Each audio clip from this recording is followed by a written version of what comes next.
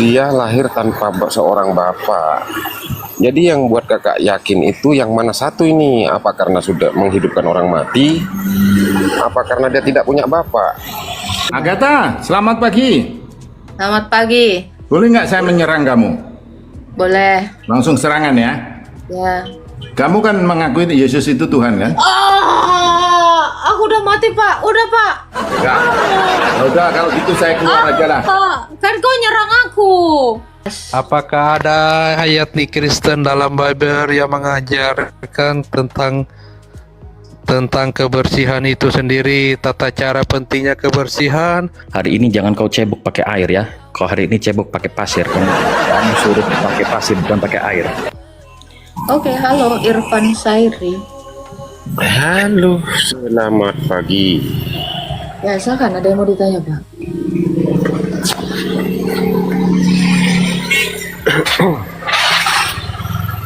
Ada yang mau ditanyakan, Pak? Ya, sabar kak.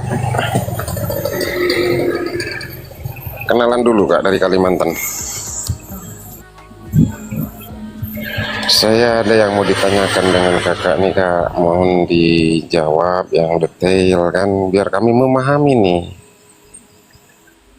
Jadi gini kak, pertanyaan saya tuh, Yesus bisa menghidupkan orang mati dan dia lahir tanpa seorang bapak. Jadi yang buat kakak yakin itu yang mana satu ini? Apa karena sudah menghidupkan orang mati? Apa karena dia tidak punya bapak? Itu yang anak-anak haram itu juga lahir tanpa bapak.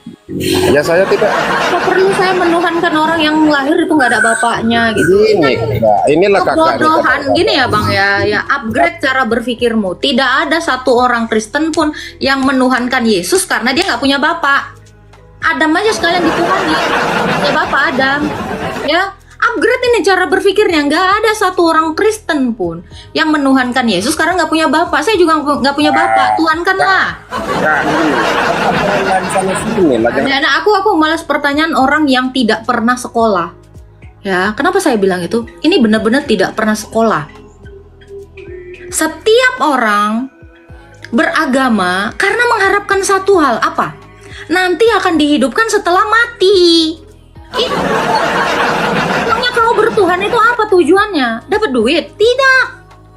Tapi karena ingin diselamatkan ketika nanti mati. Jadi nggak pernah ada orang, satu manusia pun yang menuhankan Tuhan karena Tuhannya nggak punya bapak. Ini buang pikiran bodoh ini cara bertanya orang kampung. Orang yang tidak pernah sekolah, orang yang tidak pernah diskusi intelektual. Nih, makanya saya buang. Kenapa? Udah. Pertanyaannya aja udah ini, norak gitu loh. Kelihatan bang, levelnya apa? Level tukang. Gitu ya. Kenapa kau menuhankan Tuhan? Apa karena dia bisa menghidupkan orang mati? Dia bisa menghidupkan saya. Itu. Ya. Kayak botol. Nah, level apa? Level PAUD. Ya. Buang jauh-jauh pikiran kalian. Ada orang menuhankan Tuhan itu karena dia nggak punya bapak. Level pertanyaan kalian ini level apa ya saya bilang? Level orang yang nggak bisa diajak diskusi. Kalian nggak akan nyampe, gitu ya. Tolong saran saya kalian itu ngobrolnya sama orang-orang yang intelek lagi, yang udah sekolah. Walaupun kamu nggak sekolah, tapi setidaknya kamu bergaul dengan orang-orang yang pendidikannya itu lebih tinggi. Walaupun kamu enggi-enggi aja, gitu loh. Tapi apa? Kamu itu dapat wawasan baru, dapat pandangan baru, dapat cara berpikir yang baru, gitu loh. Levelnya norak, seriusan. Noraknya kebangetan. Gitu ya. Iya di Yesus itu kan gak punya bapak apa. Agatha, selamat pagi. Selamat pagi. Boleh nggak saya menyerang kamu? Boleh. Langsung serangan ya. Ya. Kamu kan mengakui Yesus itu Tuhan kan? Aku udah mati Pak, udah Pak. Enggak. Ya udah kalau gitu saya keluar aja lah. Pak, kan kau nyerang aku. Iya iya. Yesus itu Tuhan bukan? Yesus itu sesuatu yang sangat penting bukan? Kalau misalnya Yesus itu Tuhan, Yesus itu adalah sesuatu penting. Kenapa umur 13 sampai 30 tahun Yesus ada historinya? Tolong ampun, jangan serang saya lagi, Miska. Aduh Pak. Ada lagi yang mau ditanya, Pak? Kamu nggak nyambung, udah nggak ada. Lu kata nggak ada Bapak itunya. nyerang. Udah itu lah, udahlah. Sekarang Nggak nyambung percuma. saya tawarkan Bapak ada yang mau ditanyakan? Udah pertanyaannya gini, Yesus itu kan Tuhan, kamu anggap Tuhan, oke? Pertanyaannya, umur 13 sampai 30 tahun kenapa nggak ditulis? Tuhan kok nggak penting? Ada ditulis, ada. Di mana? Di dalam Lukas 1, Pak, ayat 42 sampai 53. Baca aja. Cuman 50 kata. Yesus coba tunjukkan apa? Baca. Yesus itu tiap-tiap tahun ke Yerusalem mempersembahkan kurban bersama-sama dengan ibunya. 3 hari dia di bait Allah, habis itu ke rumah mamanya lagi itu. Sekarang saya tanya Pak, di abad 1 sampai abad 6 kemana Pak? Bentar, kita selesaikan dulu. Setiap tahun melakukan apa itu? Aku diserang, udah cukup serangan. Jangan lupa tap-tap sama nge-give ya teman-teman ya. Ini agak bahaya-bahaya, ngeri-ngeri sedap ini. Makanya gue mau berlama-lama main kayak gitu ya. Salahnya akun saya suka.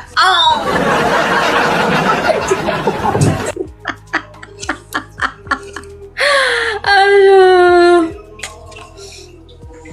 Gitu lah ya. Udah, kok cari aja itu masa patroh di mana itu. Udah ditanya dia nggak sanggup jawab. Udah. Buat yang waras-waras saja ke room saya. Kan salah nggak sih yang bilang hostnya gesrek ya? Tadi dia bilang, Agatha, aku akan nyerang kau. Kan udah bener, dia nggak nanya. Ampun Pak, ya udah diserang, ampun. Ya udah mau. Apalagi ya kan? Salam Mbak Agatha. Salam. Mau tanya dikit aja. Merepet tapi di-spill juga. Itulah aku. Tetap marah aku tapi aku nggak mau dalam dosa gitu loh. Lah kan pasti quit. Ada yang mau ditanyakan? Tanya dikit ya, pengen tahu. Perumpamaan 5 gadis bodoh dan pintar sebenarnya ditujukan siapa? Untuk Oten lah.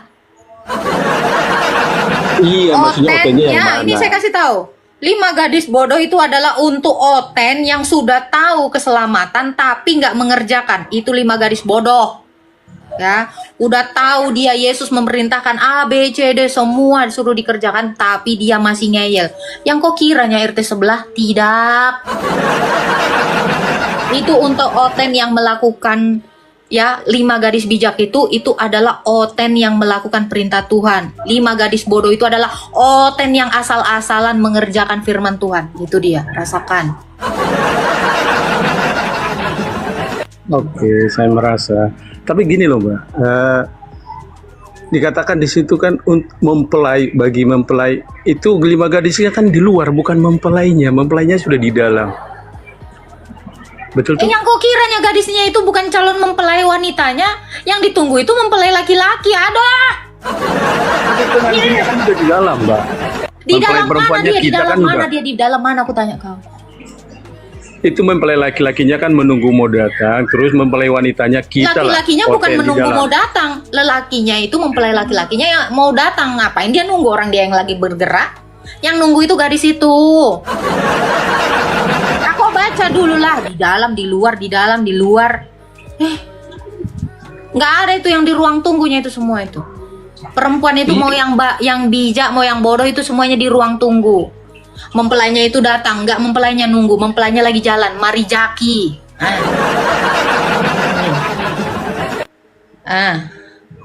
Apa lagi Pak?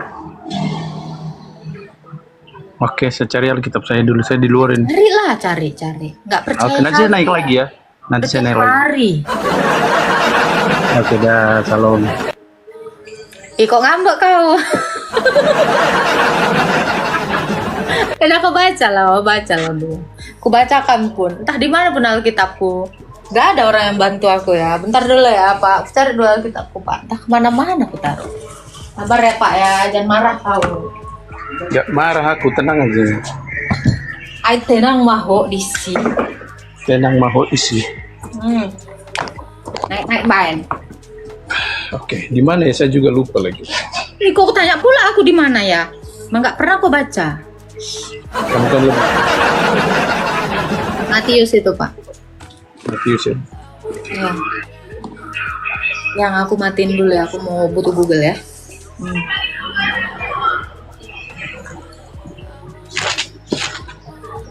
Biasa aja lah.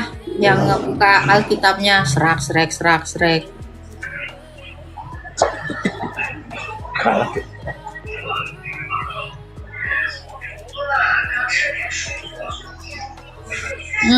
Kok baca itu Pak? Matius 25. Oi, Amang. Ya, sabar dulu Bu. Bentar.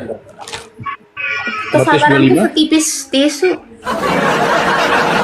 Matius 25 ini gadis muda. Aku bacakan ya. Oke. BGH-mu, Amang. Siap. Saulana Mekel. Ada waktu itu, kerajaan sorga seumpama 10 gadis yang mengambil pelitanya dan pergi menyambut mempelai laki-laki. 5 diantaranya bodoh dan 5 Bijaksana. Suaranya hilang, Pak.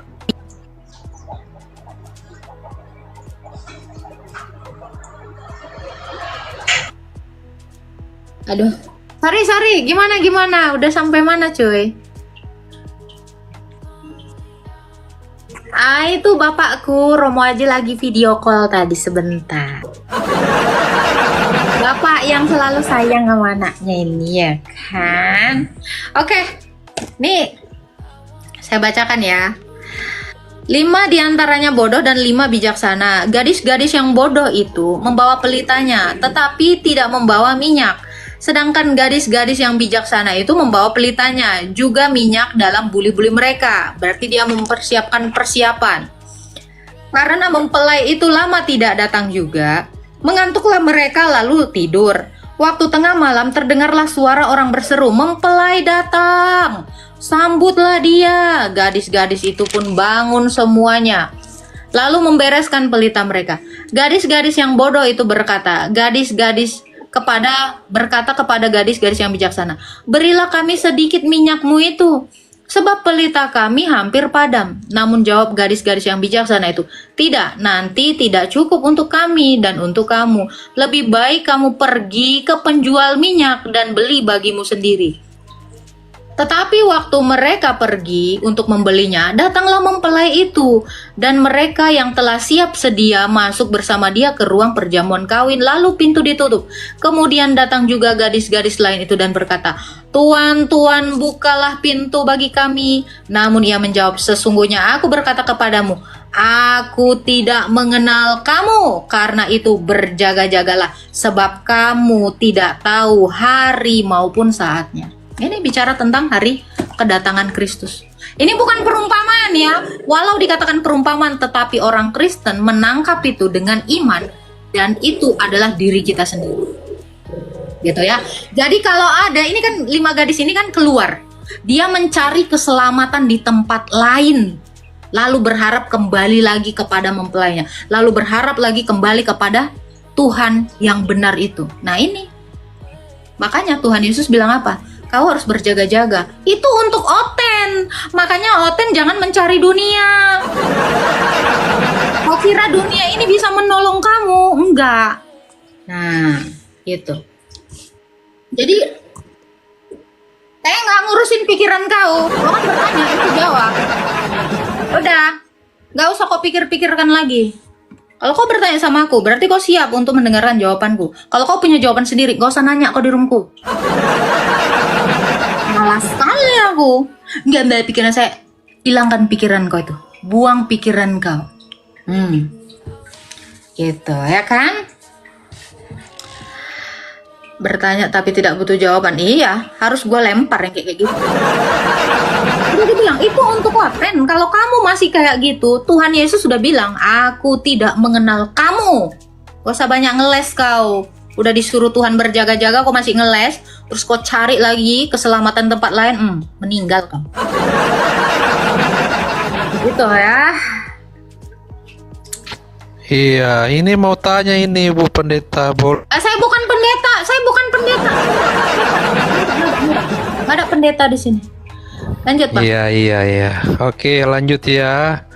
Aku ini mau bertanya Ibu. Gas. Apakah ada ayat di Kristen dalam Bible yang mengajarkan tentang kebersihan itu sendiri, tata cara pentingnya kebersihan?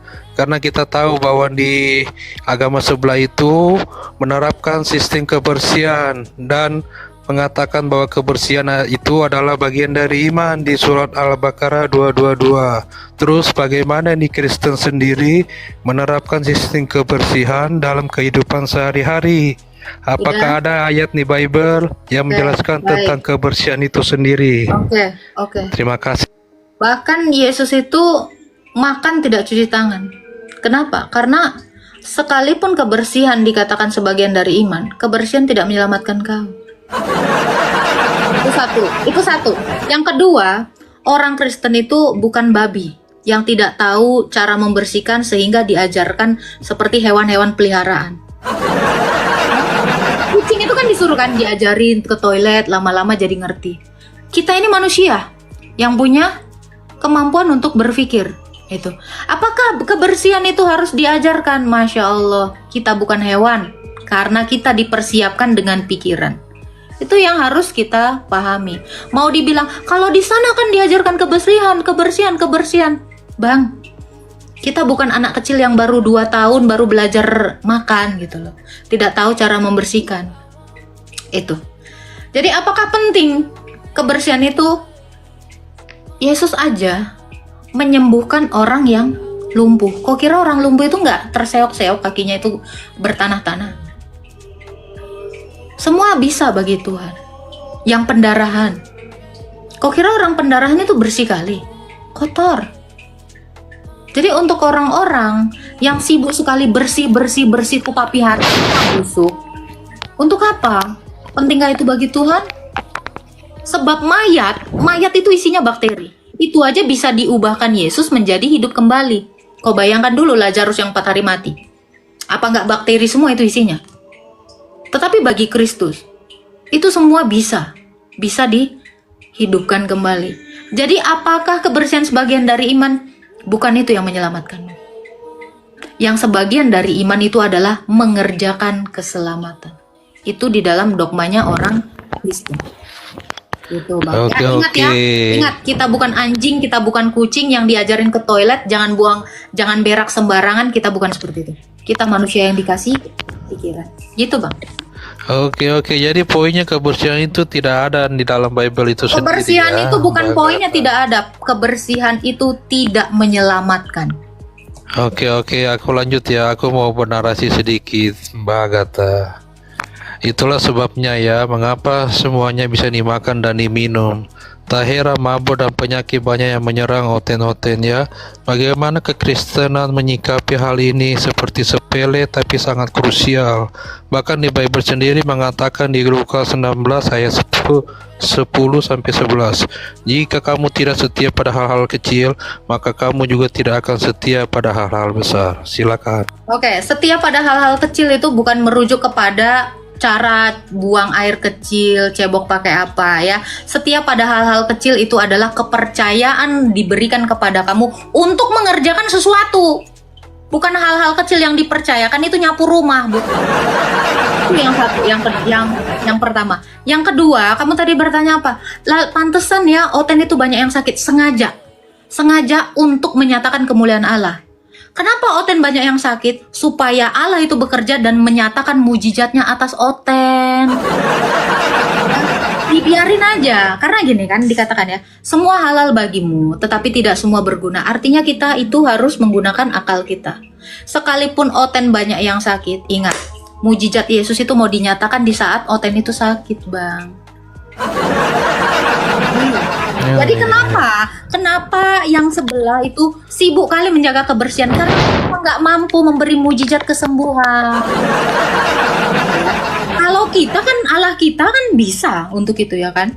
Terlalu mudah bagi dia untuk memberikan kesembuhan. Jadi yang sebelah itu lebih baik mencegah daripada mengobati. Sedang Yesus itu mengobati. Itu Bang. Jadi kalau mereka mau mengatakan gitu ya nggak apa-apa. Itu kan untuk orang-orang yang nggak bisa menyembuhkan. Gitu. Kalau Tuhan kita itu bisa menyembuhkan. Jadi santai bos. Iya. Jadi poinnya di sini, Tuhan Yesus sengaja melegalkan dan tidak melarang tentang kebersihan itu sendiri ya, agar orang-orang itu sakit lalu berdoa dan mengharap kepada Dia. Seperti itu ya. Iya, betul. Karena Tuhan kami itu maha. Tuhan kami itu bukan Tuhan yang nggak bisa apa-apa gitu Bang. Tuhan memberkati Bang. Iya dong. Makanya banyak mujizat di dalam Oten gitu ya. Bukan artinya berarti Tuhan itu melegalkan, kan udah dibilang tadi. Ya. Kita ini bukan anjing, bukan kucing yang diajarin seminggu, 2 minggu, sebulan, 2 bulan untuk berak di toilet biar besok-besoknya jadi kebiasaan bersih.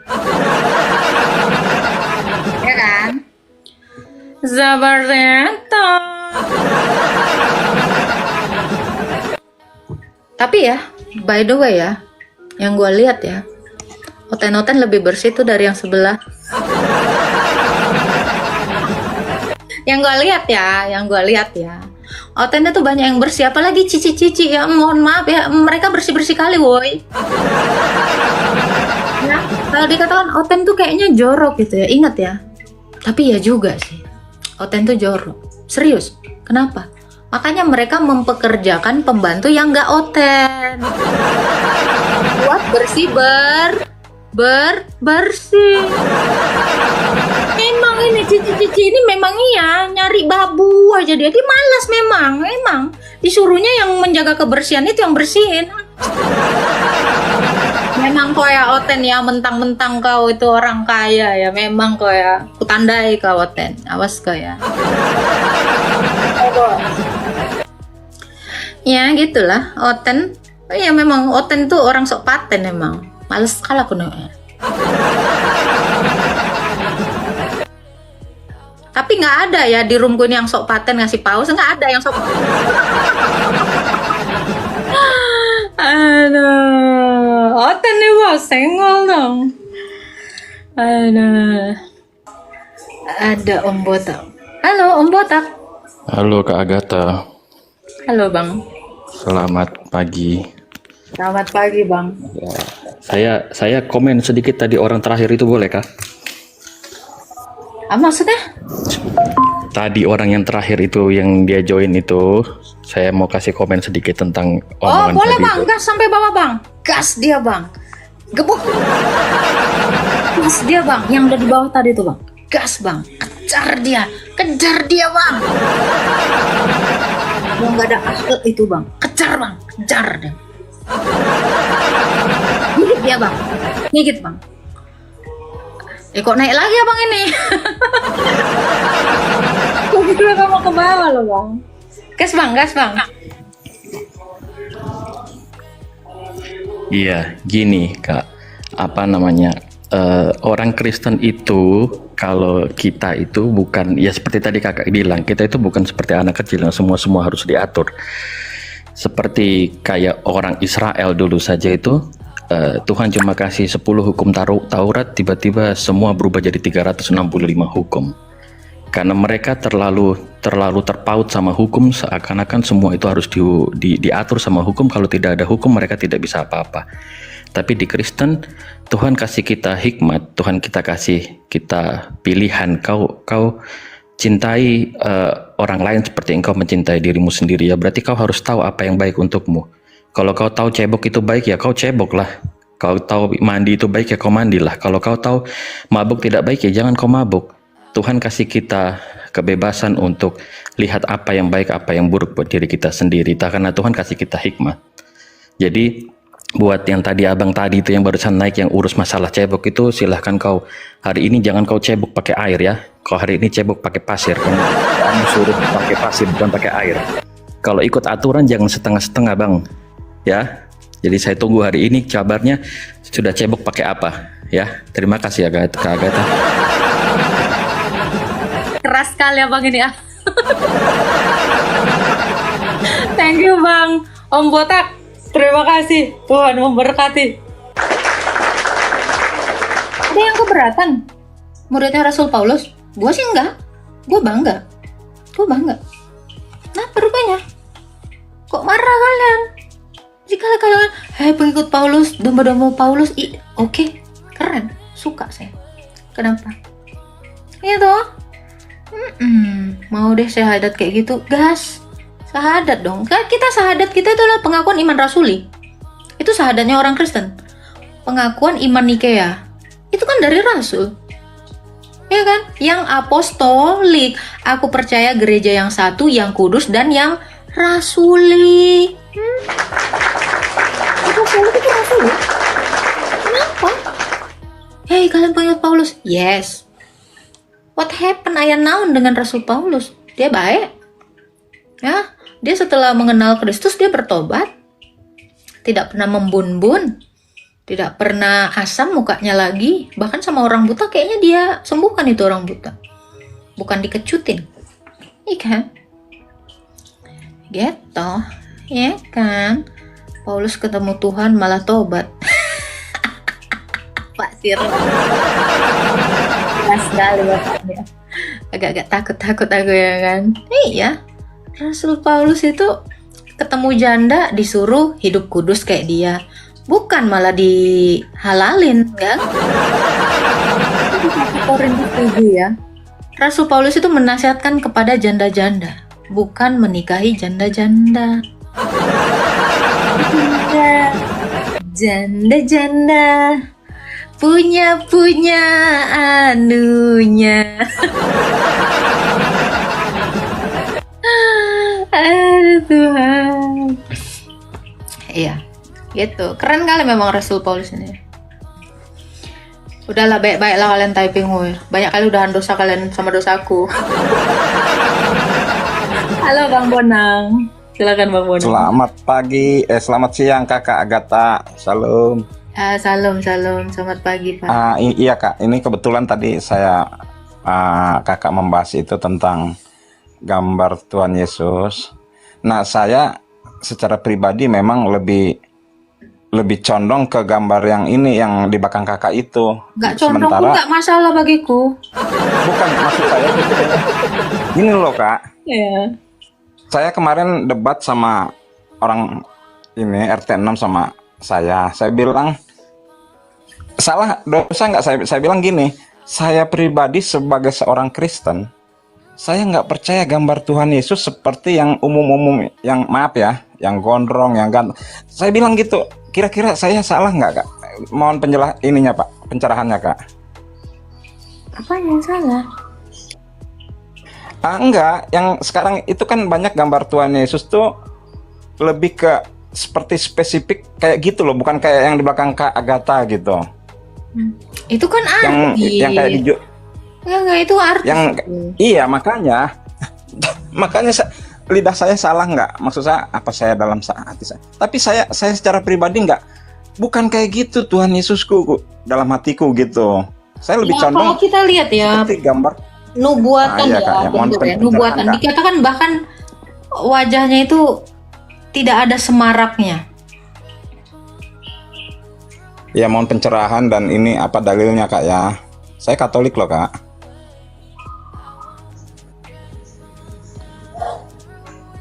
Ya, dikatakan ya di dalam Yesaya 53 ayat 2, ini nubuatan. Dia tidak tampan, semaraknya pun tidak ada, sehingga kita memandang dia, dan rupa pun tidak, sehingga kita menginginkannya. Tuhan Yesus tuh nggak rupawan.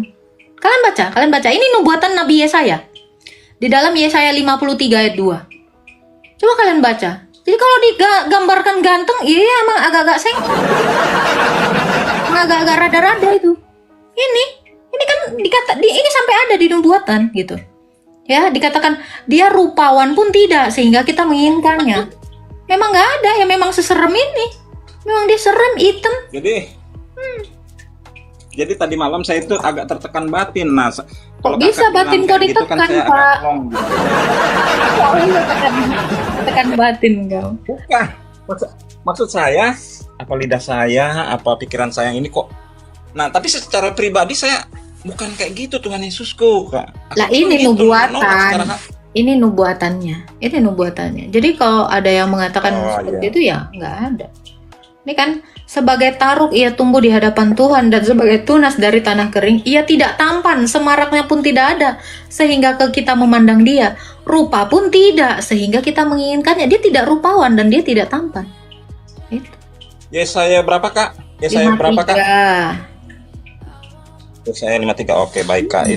Jadi itu pegangan saya untuk kalau saya bicara dengan dengan Kristen ataupun dengan RT 6. Yesaya 53. Lagi dia bilang ya. Kak. Makasih, Tapi Kak, itu ya. kondisi bentar. Tapi itu kondisi waktu disalib. Ini Rasul Lukas yang melukis. Mau apa kau? Dia kasih tahu lagi ya.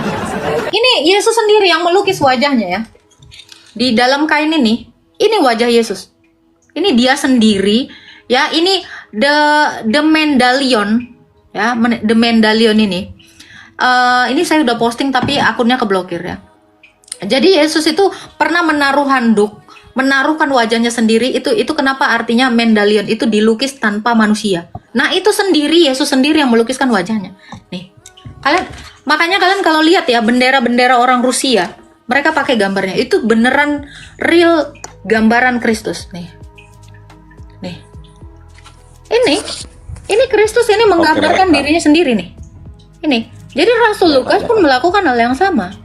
Jadi kalau kau bilang, enggak itu waktu disalib, gigi. Nah, Baik, Kak. itu. Yesaya 53 ya, Kak. Jadi saya juga sekarang ini merinding loh, Kak.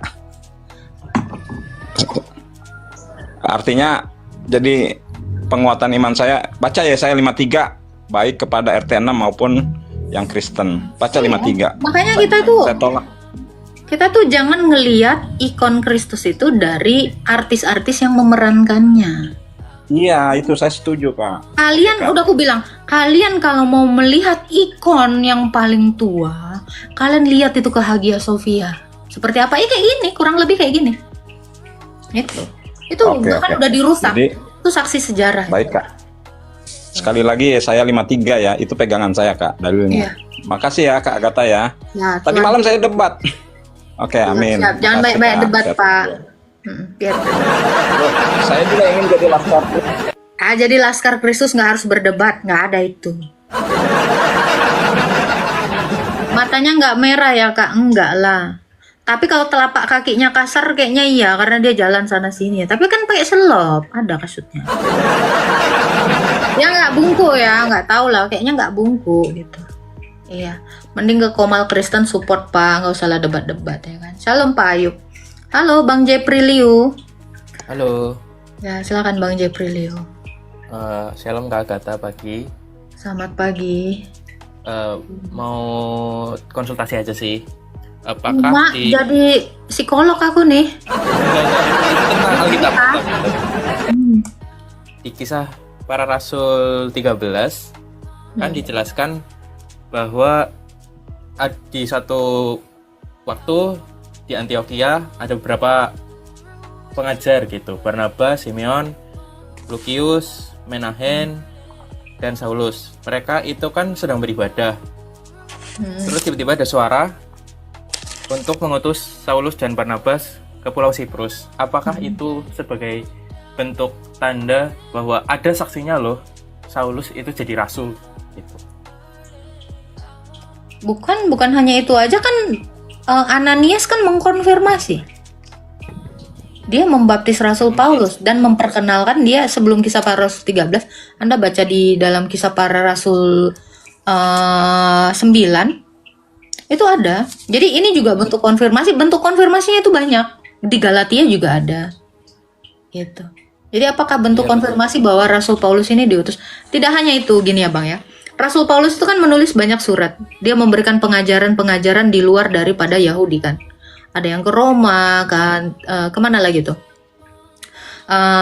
Ke Tesalonika, ke Filipi, kemana? Nah, ajaran ini kenapa tidak dilarang oleh para rasul kalau memang dia bukan seorang rasul? Artinya kan dia sudah mendapatkan rahmat tahbisan, sudah mendapatkan otoritas atau pengesahan dari para rasul. Gitu. Sebab gini, sebab otoritas itu kan diberikan kepada para rasul. Anda bisa baca di dalam Matius 28 ayat 19 ya. Di dalam Matius 16 ayat 18 ya, Yesus itu memberikan kunci kerajaan surga itu kepada para rasul, 11 murid saat itu ya, belum Matias, belum ada Matias. Nah, dari 11 murid ini kan melantik lagi murid yang lainnya, mensahkan lagi. Bahkan Matias aja disebut rasul sebagai pengganti Yudas. Berarti rasul-rasul ini mengangkat Rasul Paulus menjadi rasul oleh otoritas yang diberikan Yesus sendiri dan atas pimpinan Roh Kudus. Jadi seperti itu. Ya saya sih kan banyak diskusi gitu sama teman-teman sebelah gitu. Kan mereka butuh banget kayak pernyataan langsung dari Allah gitu bahwa Saulus diutus oleh Allah sendiri gitu. Loh, kalau Tapi harus butuh dapat pernyataan itu ya baca Kisah Para Rasul 9, itu Yesus sendiri yang utus. Iya, maksudnya harus ada saksinya juga gitu loh. Karena Itu kan juga banyak saksi di situ. Siapa namanya? Prajurit-prajuritnya itu kan Rasul Paulus nggak sendiri saat itu. Dan mereka menyaksikan dia rebah. Terdengar kok suaranya sama mereka walau tidak melihat wajahnya Sang Kristus itu. Oke Kak, mau tanya lagi, kan mereka juga sering nih ngomongnya ketauhidan itu berdasarkan dari Shema Israel, Adonai Elohinu Adonai Echad. Tapi kan di situ kan dibilang kan Elohim itu kan diambil dari kata Elohim. Nah, ketika saya tanya Elohim itu apa sih? Mereka bilangnya dari kata Eloah, Tuhan, dan tambahan im itu mereka bilangnya yang terhormat. Tapi ketika saya tanya lagi, kalau diterjemahkan kata benda ditambah im itu kan jam, dari tunggal jadi jamak gitu. Nanti bisa dilihat di Mazmur 82 ayat 1. Mazmur Asaf bilang Allah berdiri dalam sidang ilahi, dia menghakimi di tengah-tengah para ilah gitu. Di sini ada kata Allah yang lain, tapi pakai kata yang sama, Elohim.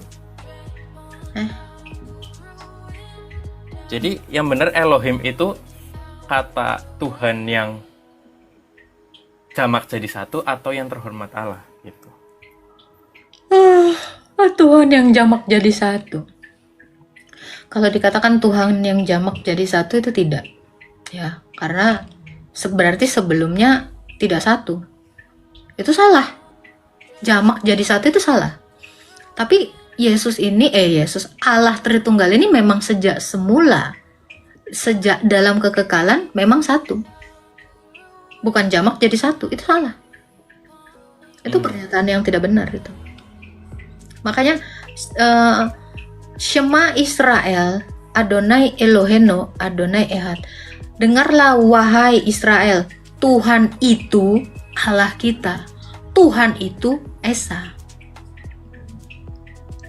Jadi enggak dikatakan jamak jadi satu. Enggak, karena dalam kekekalan Allah itu tetap satu. Dalam 3 hipostasis. Gitu. Jadi hati-hati juga dengan kata 3 menjadi satu. Berarti sebelumnya tidak satu. Gak boleh juga seperti itu. Karena Kristus itu satu dalam 3, 3 dalam 1 dalam kekekalan. Itu. Berarti dibenerin aja ya. Kata iya, itu salah. Bukan 3 menjadi 1 tapi 3 dalam 1. Karena menjadi to be itu berarti sesuatu yang belum menjadi seperti itu. Nah, itu salah. Gitu, Bang. Oke, Kak. Semoga paham. Ya, Tuhan berkati, Bang. Tuhan berkati. Yang RT6 nggak akan paham diskusi kami. Belum nyampe. Kalian belum nyampe, yang di bawah belum nyampe. Mohon maaf. Kalian itu baru level menghafal. Kalian tuh nggak ngerti hakikat, jangan. Ya, gitu. Mak, Jang, kok rame? Gak nyampe orang itu. Buat yang paham-paham aja ya kan.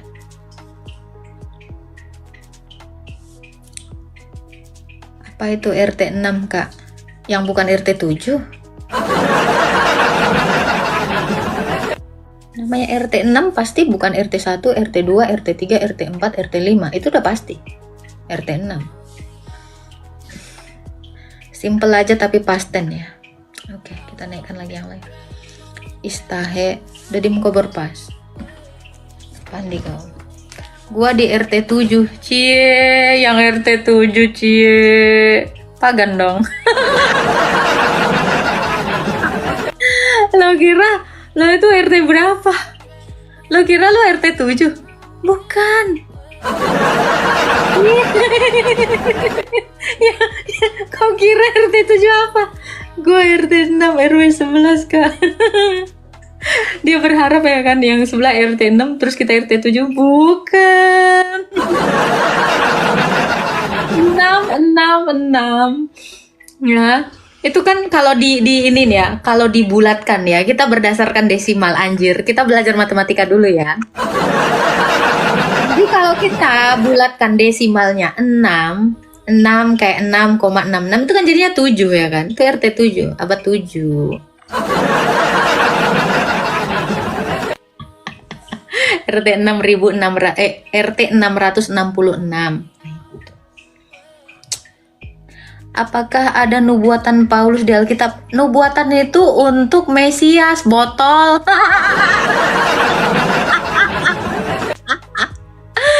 Nubuatan itu hanya untuk ini. Kau kira untuk siapa, Bambang?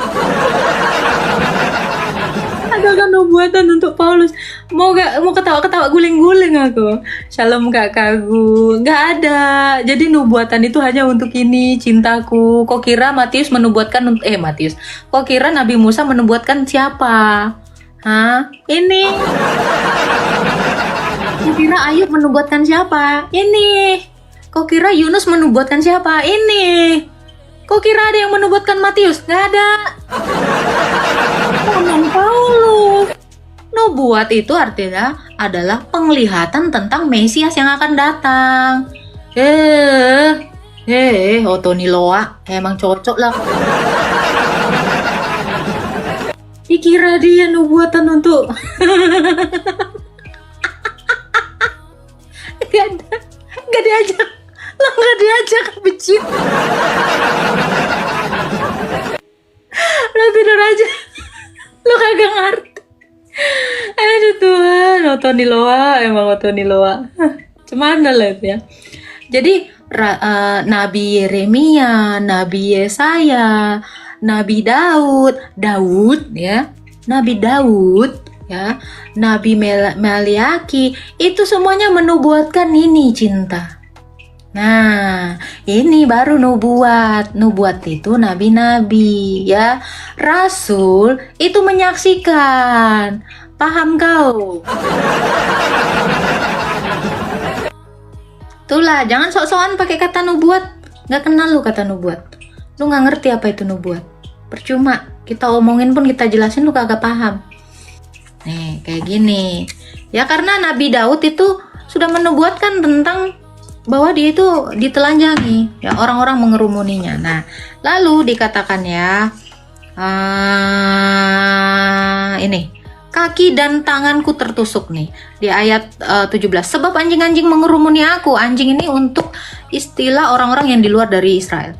Gerombolan penjahat mengepung aku, mereka menusuk tangan dan kakiku. Nah, jadi kalau dibilang Tuhanmu ditombak, diem aja. Iya, kan udah dinubuatkan sama Nabi Daud.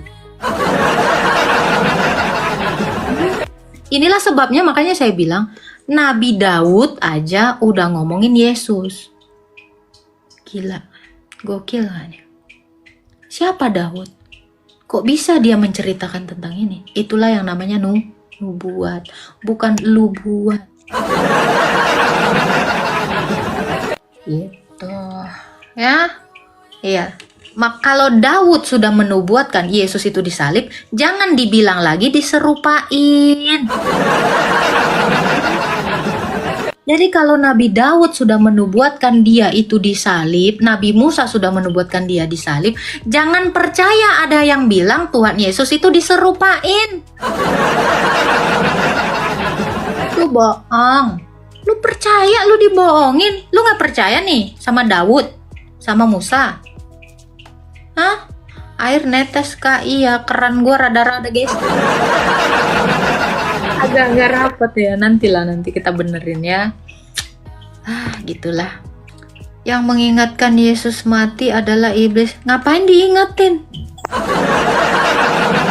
Halo, Dek Regar. Halo, Assalamualaikum kak. Ya, Santai kita ya kak ya, santai kita ya. biasanya yang Daud bilang duluan santai ya nggak santai nih. Santai. Rata-rata gitu ya kan. Yang ngajakin santai dia nggak santai ya kan. Oke kak. Apa yang mau ditanya Ini Bang? kak.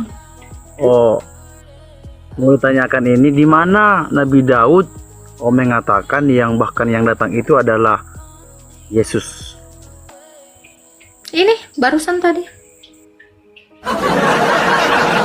Coba baca Mazmur 22. Bang, kok merem? Yuk. Iya. Maklum kak, lagi di hutan ini kita. Oh ya. Mazmur 22, Bang. Nabi Daud mengatakan ya bahwa dia itu menyebutkan Eli Eli lama sabaktani. Mazmur 22 ayat 2. Yesus mengatakan itu ketika di kayu salib. Itu kan yang selalu kalian tanyakan. Kenapa Yesus mengatakan Eli Eli lama sabaktani yang artinya Tuhanku Tuhanku mengapa engkau meninggalkan aku? Ini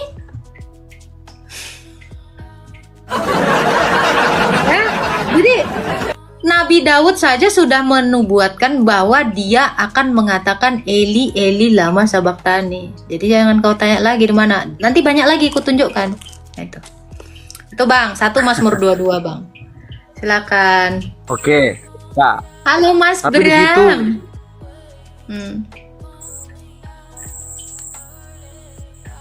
Halo kak. Jelas kak. Ada. Silakan Bang.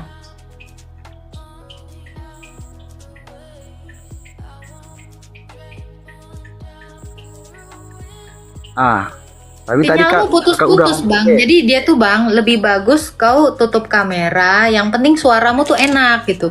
Karena kuotamu itu terbagi untuk kameramu. Nah kalau gini coba silakan. Oke kak. Oke, biar itu dari asumsi kakak ataupun dari ayat kakak atau dari Kok Injil asumsi kakak sih yang- ayat, kok asumsi sih Bang? Gak boleh lah bilang ayat kami ini asumsi. Sekarang kan itu kan Eli Marsatani, ya kan, Tuhanku ya Tuhanku gitu kan. Kakak Bukan, menceritakan itu. salah. Eli Eli lama sabaktani yang artinya Allahku Allahku bukan Tuhanku Tuhanku karena Tuhan dengan Allah beda. Oke, anggaplah itu kan, ya. Tapi kak di situ tidak ada yang namakan itu dia datang Yesus kak. Lah yang bilang Eli Eli lama sabaktani siapa? Bang, namanya nubuatan itu Bang, itu tidak pernah menunjukkan nama, tetapi peristiwa. Abang harus tahu, nubuatan itu penglihatan akan peristiwa masa depan, bukan akan nama masa depan. Nubuat, makanya saya bilang, orang Islam ngerti nggak sih arti nubuat? Nubuat itu tidak pernah nama, gak pernah nama, gak pernah Bang. Makanya ada orang-orang ngemis di kitab kami, ada nama mama di kidung-kidung gitu. Nggak ada. Alkitab itu nggak pernah menubuatkan nama, menubuatkan itu peristiwa, gitu Bang. Itu definisi nubuat. Orang-orang yang nggak ngerti nubuat. Oke, saya kak, kasih tahu. Oke, kita nggak ada apa. Tapi apakah Musa sendiri percaya yang akan datang itu adalah Tuhan ke dunia, ke bumi? Percaya dong, karena Musa sudah melihatnya. Gimana, Kak? Coba baca Gimana, Matius 17. Kak, sedangkan Musa saja kak Nih mau bertemu nih dengan Tuhan. Nih disaksikan ya Musa dengan Yesus ya. Ini kita nggak usah banyak bacot ya. Saksinya aja nih. Ada saksinya nih Bang. Nih. Saya tunjukin ya Bang ya, biar nggak... Yuk. Nih, ya. Nih nggak usah berlama-lama. Matius 7, ini saksinya Matius. Ya, Matius menuliskan. Saksinya ini ada Petrus. Nih, ini kelihatan nggak ya? Oke, nih. Yesus membawa Petrus, Yakobus, dan Yohanes. Siapa yang dilihat mereka? Nih, Musa dan Elia. Udah, nggak ada debat lagi untuk ini. Ya, udah nggak usah debat lagi. Ini Matius menulis 3 orang saksinya, Musa sama Yesus. Udah nggak usah lagi buat lagi, orangnya aja langsung ditengok. Oke.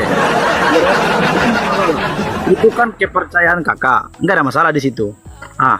Terus ini tadi kakak bilangnya, ke Al-Quran tadi saya dengar tadi ya, cuma sedikit tadi pas saya masuk gitu. Orang Islam terus Jangan lupa menyerupakan tetap ya teman-teman ya. menyerupakan ya kak, atau misalnya halo kak, aduh. Lanjut Bang. Tadi kan kakak tadi pas saya sebelum masuk ini kakak udah berbicara tadi ada di situ ke Islam yang datang menyerupakan gitu. Padahal kakaknya sudah jelas-jelas itu Yesus ya menurut kakak ya, menurut di Injil kakak gitu. Bukan menurut saya, menurut saksi Ya mata. di Injil tadi iya maksudnya di saksi mata kak atau di kitab kakak lah gitu ya. Gitu kan? Jadi kalau yang sebelumnya itu nggak ada masalah kak. Tadi kakak cuman ada datang orang Al-Quran di ayatnya menyerupakan Yesus gitu kan. Tapi kalau coba kakak pikir, kalau namanya orde baru mengoreksi kitab orde lama, itu wajar kak? Bisa nggak sih Bang peristiwa yang sudah terjadi dikoreksi di masa depan? Bisa nggak Bang? Saya tanya ini kan peristiwa ya, peristiwa, bukan masalah mengoreksi ya. Orde-orde kau itu kayaknya nggak nyambung itu satu nggak nyambung, dan 2 pun bisa saya patahkan. Bisa nggak Bang? Orde baru mengubah peristiwa di orde lama. Saya tanya, bisa nggak? Sekarang saya tanya, bisa nggak abang merubah? Bapak saya udah meninggal, terus ke masa depan 700 tahun lagi, kau bilang bapakku nggak meninggal. Ini kan koplak. Bukan masalah orde-ordean Bang. Bisa nggak peristiwa yang sudah terjadi dirubah, jadi nggak disalibkan? Ya Allah Bang. Itu pun nggak paham kau. Ini peristiwa Bang, peristiwa yang sudah terjadi, yang sudah dicatatkan, yang sudah disaksikan ribuan biji mata orang. Bisa nggak dirubah? Kau pikir aja situ. Kau bisa nggak dirubah? Misalnya bapakmu M. Nasir, bisa nggak dirubah? 700 tahun lagi dirubahlah. Kau bukannya anak M. Nasir, boleh nggak Bang? Nggak bisa. Ini yang namanya peristiwa bersejarah. Andai Anda pakai otak, nyampe nih. Itu Bang. Kak, susah ya kalau sama kakak ngomong ini, ngobrol itu. Tapi nanti kak, biar aku sekedar dulu sebentar kak, nanti connect lagi ya kak ya. Pikir Teruskan aja lagi. gitu ya Bang ya. Thanks kak. Oke, siap. Tuhan berkati. Udah nikah aku sama Mas Bejo, terus kau bilang, 7 abad lagi ada berita. Enggak, dia nggak nikah sama Mas Bejo. Gila kau. Udah nikah, orang kok bilang nggak nikah. Aduh, Tuhan.